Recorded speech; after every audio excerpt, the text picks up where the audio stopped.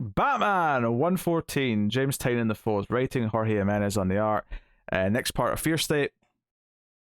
And we'd left the cliffhanger last time with Peacekeeper X coming for Peacekeeper 1, and that takes up a big chunk of the issue. We don't start with that, though. We start with Miracle Molly and Queen Ivy down in the garden beneath Gotham. And it's kind of a little bit of their philosophy on people, on revenge, on anger. Molly telling Ivy she kind of has to let that anger go in order to actually make any kind of improvements. You know, a lot of people up there kind of have that same attitude. So, you know, there's maybe pointing out a little bit of the hypocrisy in a gentle way so as not to incur her wrath, because it could have went... Scary. She is pretty scary. It would have went that way. But this conversation leads her to realizing what Scarecrow might be about to do. When she says that she wants to use the machine that was used on her for people all over the city in one big blanket thing to give them a chance to restart, she realizes that Scarecrow's got something sinister up his sleeve. But from then on, it's basically the conflict between the two Peacekeepers. It's even a while before Batman appears. It's mostly just a big action sequence from here on out. He does make quite an entrance when he does show up. You know, the shadow of the cape. Yeah, it's very nice. Yeah. But what's interesting about this, though, is Saint, to me, him talking about how we have to try and, you know, we're here to save the city and save everyone in it. That includes Peacekeeper 1, so we'll try and do this peacefully and take him in and rehabilitate him and do what we can with them. But what gets me is just these little moments where the real Saint comes out, where when Peacekeeper 1 does actually slash at Peacekeeper X after a little bit of talk, he yells, peaceful options taken off the table. Peacekeepers, take him down like the lowly dog he is. I don't know if I buy that he was really, really gunning for that peaceful option in the first place. He was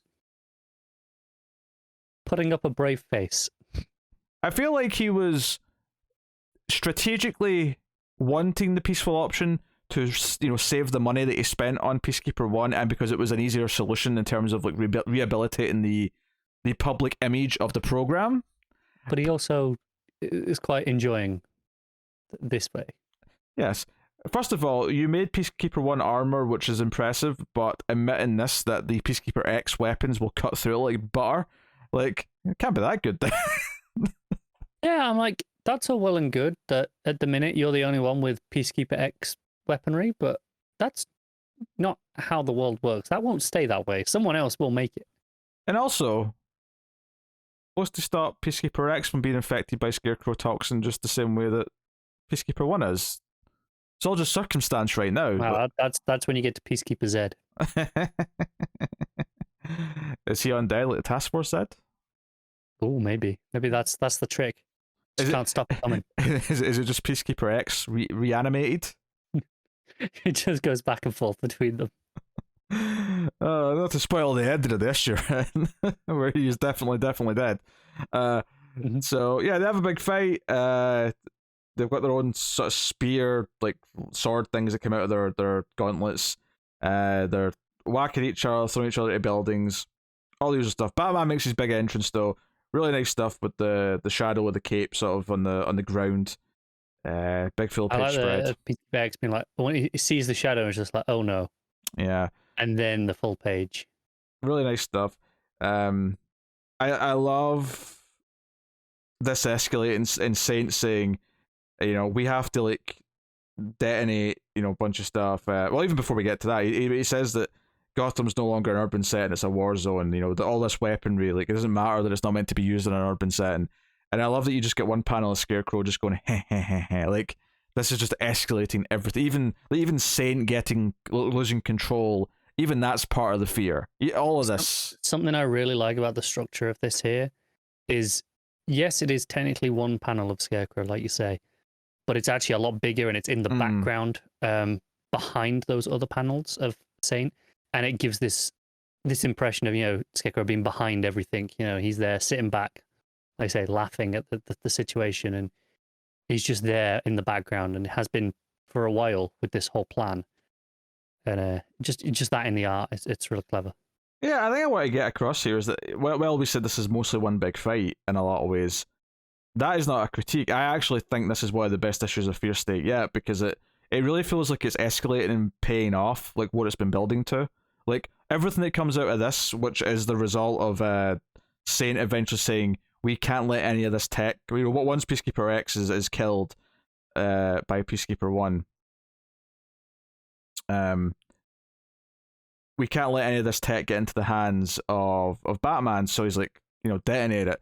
And even before that, the fact that Peacekeeper X whips out this laser cannon, which is so destructive, and then Batman's reaction to it, which is, what the hell have you unleashed upon my city? And just the idea, this is turning into a war zone. This is turning into a sci-fi war zone in the middle of Gotham. It's pretty cool as well. It like just the visual of it. Coming out of the building. It takes out like a whole building. Yeah. It's neat stuff. And then the army of drones, like mech drones. And Peacekeeper 1's all almost Two-Face like, with half of his face all scarred. It's really nice stuff. But when Peacekeeper X goes to blast them with his laser cannon thing in his arm, Peacekeeper 1 just shoves his blade or his arm into it, and it explodes both their arms off. Like, they both lose an arm. Yep. It's it's pretty really fun sequence. It's gruesome, like, to watch. Yeah. And Peacekeeper 1 just beats him to death. Just beats Peacekeeper X to death. And Scarecrow just seems to like, because he starts moving, because you get this impression that Scarecrow's just been watching, like, still. And then the panel we get from here, as he's talking, because he's actually been, it's not just a voice in his head, it's like he's actually talking to Peacekeeper 1 throughout the issue. Because when we go to Scarecrow, he's actually continuing the dialogue. Yeah, I don't know if this is something I've read in, I don't know if it was in this book, or maybe it was even in the Harley Quinn book. There's something to do with Mad Hatter Tech, maybe?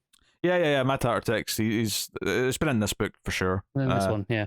Yeah, he's stolen some Mad Hatter Tech and he's using so that. I'm assuming that's how he's controlling / talking to Peacekeeper 1. There's something going on there. Yeah, I suspect that he's adapted it in some way.